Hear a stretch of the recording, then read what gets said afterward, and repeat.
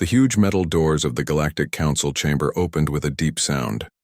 12 different alien species sat around a massive table that floated in the center of the room. Each species looked very different from the others. Some had 6 arms, others had scales, and a few glowed with soft light. Today was not a normal meeting. Something important was about to happen. Supreme Commander Thexmore walked into the room. He was tall and covered in thick gray skin. His 4 eyes glowed red, and sharp teeth showed when he smiled. He belonged to the Vorthak Empire, one of the strongest military forces in the galaxy. Council members, Thexmore said in a deep voice, I come before you today with great news. The Vorthak Empire has found a new world to add to our territory. The other aliens looked at each other. Some seemed worried, others just bored. The Zelthani delegate, a creature that looked like a tall tree with golden leaves, spoke first. Which world do you speak of, Commander? The Zelthani asked. Thexmore's smile grew bigger.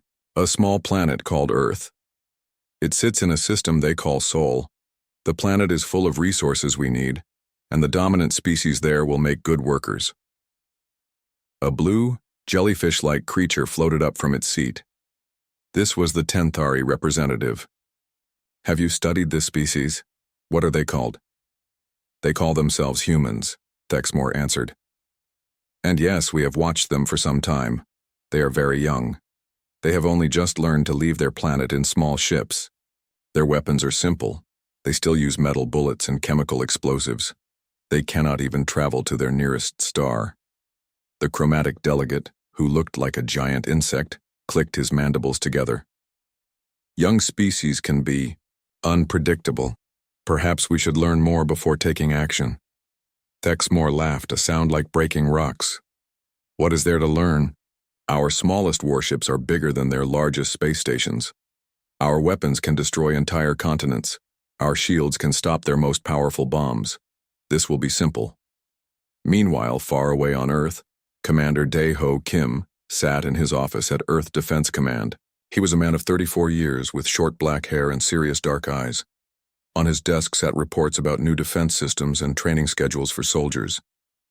Kim did not know that aliens existed. No human did. They thought they were alone in the universe. Down the hall, Dr. Hai-Jin Park worked in her laboratory. She was 29 years old with long hair tied back in a simple style. She studied space rocks and radio signals from deep space, hoping to find signs of life beyond Earth. She had no idea that life was planning to visit Earth very soon. At the Naval Academy, Admiral Jinwoo Lee, a man of 52 with gray at his temples, taught young officers about space combat. His students thought it was all theory. They practiced fighting enemies that might not even exist. Admiral Lee always told them to be ready for anything, but even he never imagined what was coming. Captain So Young Choi flew her fighter ship through Earth's atmosphere. She was 27 and one of the best pilots in Earth's Space Defense Force. As she looked up at the stars, she wondered if anything was out there looking back. She would find out soon enough. Back in the council chamber, the debate continued. The Zelthani delegate stood up, its golden leaves rustling with worry. I must speak against this plan, it said. Any species that survives long enough to reach space has proven its strength. We should not attack without understanding what we face. Other council members began to talk at once. Some agreed with the Zelthani. Others thought Thexmore was right. The chamber filled with different alien voices speaking in many languages. The council leader, an ancient being that looked like living crystal, raised one hand. Everyone became quiet. Supreme Commander Thexmore, the leader said in a voice like music. Show us what you know about these humans. Thexmore pressed a button on his wrist device. The air above the table filled with images of Earth. The council. Members saw cities, oceans, and green forests. They saw humans walking, working, and building. Look at them, Thexmore said. They fight each other over small pieces of land. They pollute their own air and water. They cannot work together even to save their own planet. This species is weak and divided. The images changed to show human weapons. Tanks, jets, and warships appeared in the air. Their strongest weapons, would not scratch our ship's paint, Thexmore continued. Their fastest ships move slower than our cargo vessels. They have no energy shields, no plasma weapons, no faster-than-light travel. They are primitives playing with fire and metal. A small, round alien with many eyes spoke up. But they seem to have survived for a long time. Their planet shows signs of many different civilizations. Exactly, Thexmore said. They have been fighting each other for thousands of years. They have no experience fighting a real enemy from space. When they see our ships, they will surrender immediately. The chromatic delegate tried again. Commander, these humans may be more dangerous than you think. Species that fight among themselves often become very good at war. Thexmore's 4 eyes glowed brighter with anger. Are you afraid of these dirt-crawling animals? The Vorthak Empire has conquered 47 worlds. We have never failed. These humans will be number 48. The council leader looked around the room. We will vote. All who support the Vorthak Empire's request to colonize Earth, raise your delegation marker. 7 of the 12 species raised their markers. It was enough. The motion passes, the leader announced. The Vorthak Empire may proceed with their colonization of Earth. The Zeltani delegates' leaves turned dark with sadness. I fear we have made a terrible mistake today. Thexmore laughed again. The only mistake would be missing this easy victory. I will dispatch 200 warships immediately. This Earth will belong to the Vorthak Empire within 1 week. As the council meeting ended, Thexmore walked out of the chamber with confidence. He began sending orders to his fleet commanders. Soon the largest invasion force in Vorthak history would travel to a small blue planet in the Sol system. None of them knew that humans had spent thousands of years learning one thing very well: how to fight wars that everyone said they could not win. The biggest surprise in galactic history was about to begin. 3 weeks had passed since the Galactic Council meeting. Captain So-Young Choi flew her fighter ship near the edge of Earth's solar system. She was on a routine patrol, checking for space debris that might hit Earth's satellites. So-Young loved these quiet flights. She could see all the planets from here. Mars looked like a red dot, and Jupiter was a huge ball with colorful bands. Earth looked like a beautiful blue marble behind her. Her radio was playing soft music when something made her look up. At first, she thought her eyes were playing tricks on her. Then she saw it clearly. A massive ship appeared out of nowhere. It was bigger than anything humans had ever built. The ship was dark gray with strange symbols on its sides. Red lights blinked along its hull like angry eyes. What the hell? So-Young whispered. Then she saw more ships. 10, 20, 50. They kept appearing until the space around her was full of alien vessels. The smallest ship was still 10 times bigger than Earth's largest space station. So-Young's hands shook as she reached for her radio. Earth Defense Command, this is Captain Choi. I need to speak with Admiral Lee right now. Emergency code red. The radio crackled. Captain Choi, this is Admiral Lee. What's your status? Sir, you're not going to believe this. I'm looking at about 200 alien warships. They just appeared near Neptune's orbit. Silence filled the radio for several seconds. Then Admiral Lee's voice came back, very calm. Captain, are you certain of what you're seeing? Yes, sir. These ships are huge. They're clearly not from Earth. I'm sending you video feed now. Back on Earth, Admiral Jin-Woo Lee watched the video in his command center. Other officers gathered around the screens, their faces pale with shock. For years, they had trained for this moment. But seeing it happen was different. Get me Commander Kim immediately, Admiral Lee ordered. And contact Dr. Park. We need her here now. Within an hour, Commander Dae-ho Kim and Dr. Hai-Jin Park stood in the command center. Kim studied the alien ships on the screen while Park tried to understand what she was seeing. This changes everything, Park said quietly. We're not alone. Commander Kim was already thinking about defense. Admiral, we need to activate Protocol 7 immediately. Protocol 7 was Kim's secret plan. For years he had prepared for exactly this situation. Hidden around Earth were weapons and defenses that looked like civilian buildings. Satellites that seemed to study weather actually carried powerful weapons. Research stations in space were really military bases. Do it, Admiral Lee said. Kim began sending coded messages around the world. In cities everywhere, innocent-looking buildings suddenly came alive with activity. Underground bunkers opened. Weapons systems that had waited in silence for years powered up for the first time. Meanwhile, Captain Choi continued to watch the alien fleet. One of the huge ships was moving toward her. She could see weapon ports opening along its sides. Her radio crackled with a new voice. It spoke in perfect English, but the tone was cold and mechanical. "Human vessel, you will not move. We are the Vorthak Empire. Your planet now belongs to us."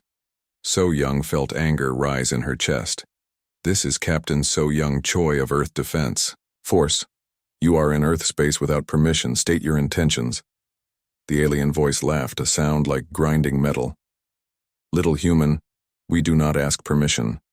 We take what we want. Your species will serve the Vorthak Empire or be destroyed."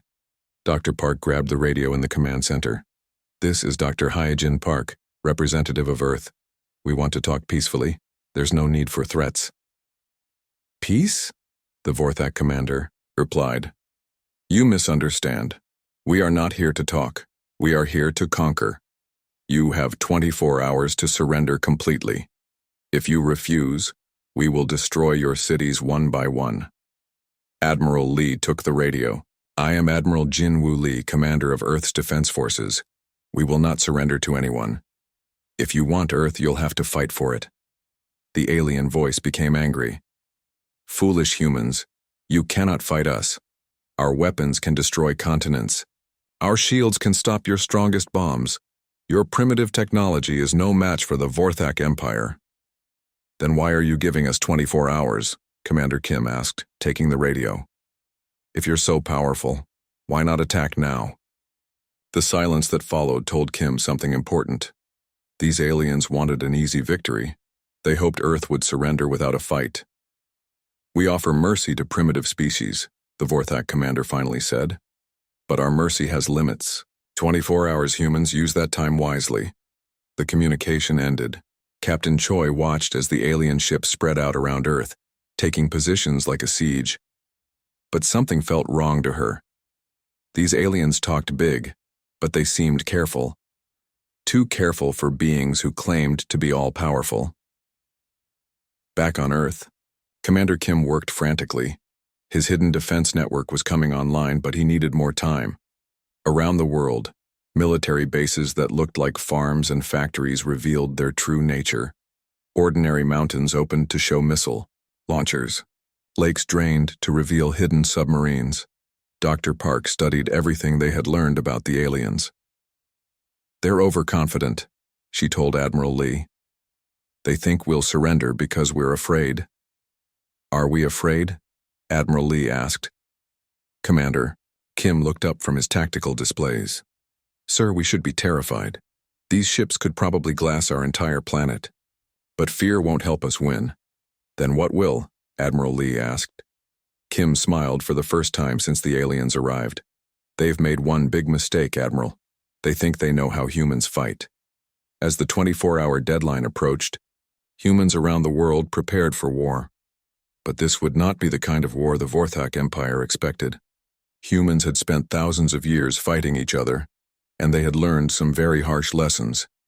The aliens were about to learn that there is a big difference between fighting civilized enemies and fighting humans who refuse to lose. Captain Choi remained in space watching the alien fleet. She noticed something the Vorthak commander probably didn't expect her to see. Some of their ships had weak points where the armor looked thinner. Others seemed to have blind spots where their weapons couldn't aim. She began taking notes. Humans were very good at finding weaknesses. The countdown to war had begun. The 24 hours passed quickly. Supreme Commander Thexmore sat in his command ship above Earth, watching the blue planet spin slowly below. His 4 red eyes glowed with satisfaction. Soon, this world would belong to the Vorthak Empire. "Have the humans sent their surrender?" he asked his communications officer. "No, Commander, they have been completely silent." Thexmore's smile showed his sharp teeth. "Then they have chosen death. Begin the attack. Target their largest cities first." Show them our power. Far away in the Galactic Council chamber, 12 alien species watched through long-range sensors. They expected to see the quick defeat of Earth. Most council members had already forgotten about the small human planet. Only the Zelthani delegate watched carefully, its golden leaves shaking with worry. The first Vorthak ship fired its main weapon at New York City. A beam of pure energy shot down toward Earth, bright enough to blind anyone who looked directly at it. The weapon had destroyed cities on 47 other worlds. But something impossible happened. The beam hit an invisible shield and scattered into harmless light. The city remained untouched. What? Thexmore roared. How do they have energy shields? His weapons officer checked the sensors twice. Commander, the shield appears to be coming from satellites hidden among their communication network. But these are primitive humans. They shouldn't know this technology. Captain So-Young Choi watched from her fighter ship as more Vorthak vessels opened fire. Every shot hit the same invisible barriers. Commander Kim's hidden defense network was working perfectly. Then something happened that made the aliens very nervous. Earth began shooting back. Weapons that had been disguised as radio towers fired beams of plasma into space. Satellites that looked like weather stations launched missiles that moved faster than anything the Vorthak had seen. Mountains opened up to reveal massive railguns that shot metal slugs at incredible speed. This is impossible, Thexmore shouted. Our intelligence said they were primitive. In the Galactic Council chamber, alien representatives began to stand up and point at their screens. The chromatic delegates' mandibles clicked rapidly with excitement. Look at their tactics, the insect-like being said. They're not fighting like any civilized species. On the screens, the council watched as human fighters did things that broke every rule of space combat. Captain Choi led a squadron that flew directly into Vorthak weapon fire, using their small ship's speed to get close to the massive alien vessels. When her ship took damage, Choi did something no alien pilot would ever consider.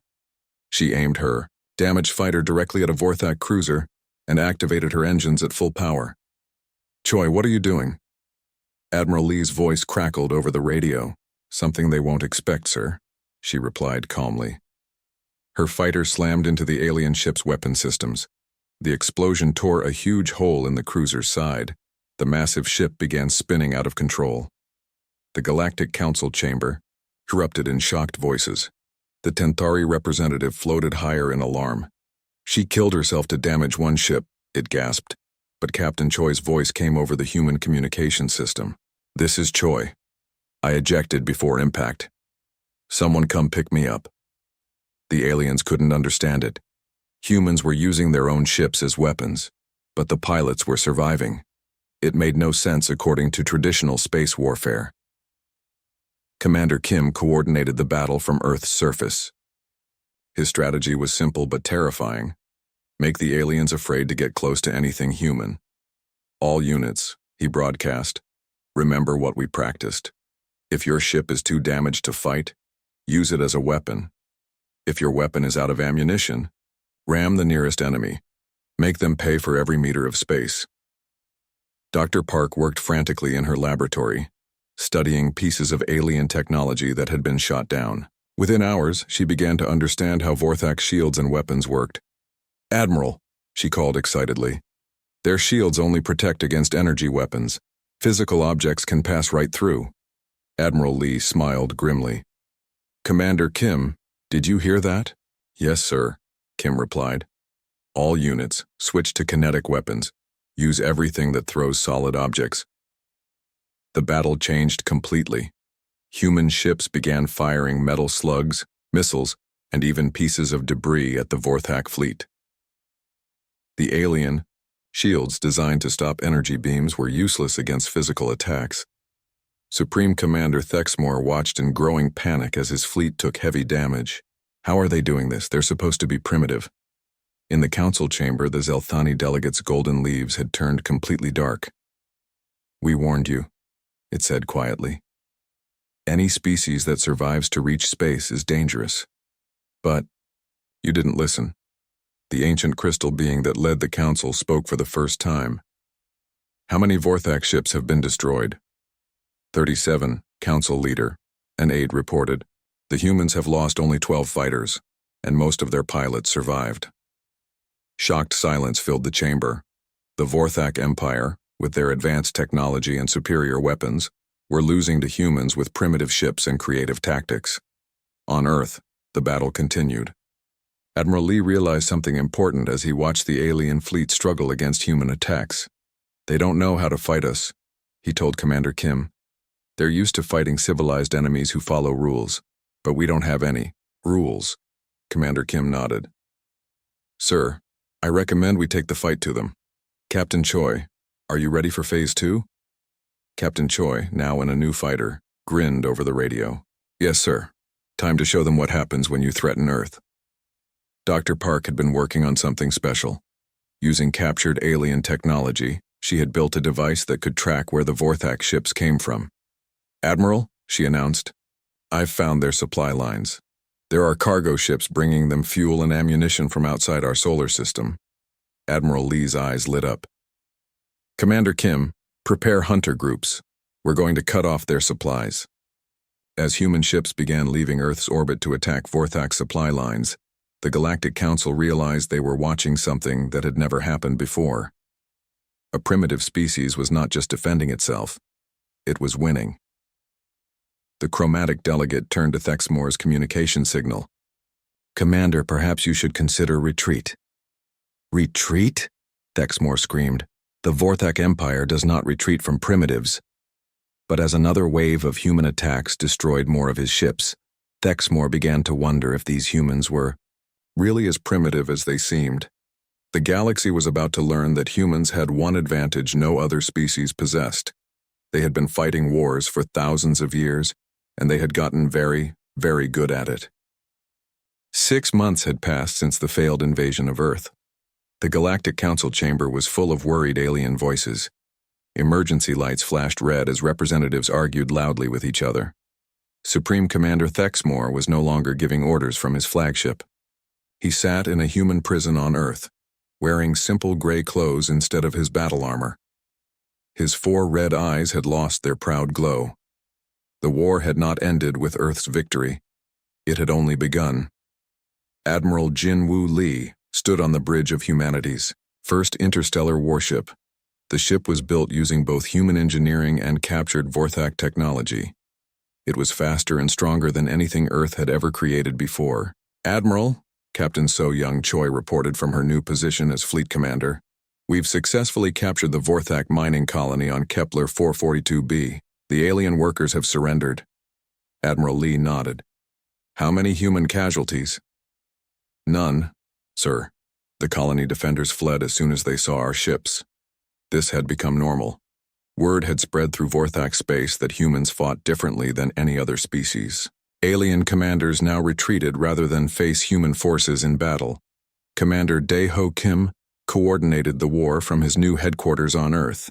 Maps of the galaxy covered his walls, showing human fleets moving through Vorthak territory like a spreading fire. "Sir," one of his officers reported, "the Vorthak Empire has lost control of 12 star systems. Their remaining fleets are asking for help from other Council species." Kim smiled. "And are they getting help?" "No, sir. The other species are afraid to fight us." In the Galactic Council chamber, Dr. Hai-Jin Park stood before the 12 alien species, but she was not there to ask for help. She was there to make demands. Dr. Park looked very different from the scientist who had studied radio signals just months ago. She wore a formal uniform and carried herself with the confidence of someone representing a conquering power. "Members of the Galactic Council," she began, "I am Dr. Hai-Jin Park, ambassador from Earth. I am here to discuss the future of this galaxy." The ancient crystal being that led the Council spoke first. "Dr. Park, Earth's expansion into Vorthak space has created great concern. We ask that you stop your attacks and return to your home system." Dr. Park's expression did not change. "You ask? 6 months ago you gave the Vorthak Empire permission to invade and enslave my people. You watched as they planned to destroy our cities and kill our children. Now you ask us to stop defending ourselves?" The Zelthani delegate's golden leaves rustled with shame. We admit our mistake, but continuing this war will only bring more death. You're right, Dr. Park replied. It will bring death to anyone else who threatens Earth. Let me be very clear about Earth's position. We want 3 things from this council. She held up one finger. First, we demand a permanent seat on this council with full voting rights. Shocked gasps filled the chamber. No species had ever demanded council membership. It was always offered, after centuries of peaceful contact. Dr. Park held up a second finger. Second, we demand reparations. Every species that voted to approve the Vorthak invasion will pay Earth resources equal to what we spent defending ourselves. The chromatic delegates' mandibles clicked angrily. This is outrageous. You cannot make demands of the council, Dr.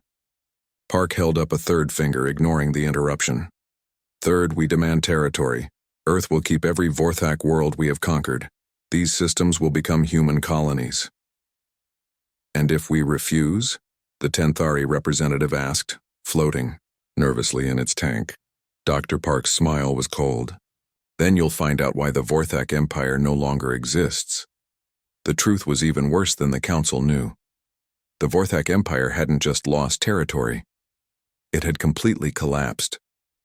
Their remaining ships had scattered to distant parts of the galaxy, and their homeworlds had surrendered to human occupation. Commander Kim had done something that no galactic military leader had ever accomplished. He had destroyed an interstellar empire in less than 6 months. Back on Earth, Admiral Lee received a priority message from the Council. They were sending a peacekeeping force to contain human expansion.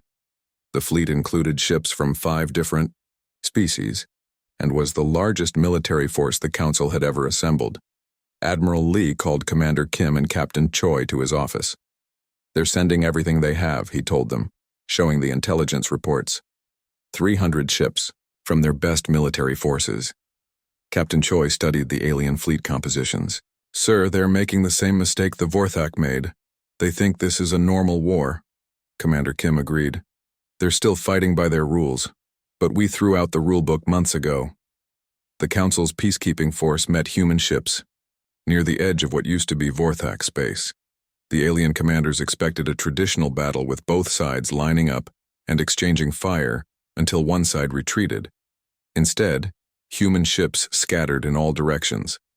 Some attacked the alien supply lines. Others used stealth technology to strike from behind. A few ships pretended to be damaged and then exploded when the aliens came to investigate. Within hours, the Council's mighty peacekeeping force was running for home.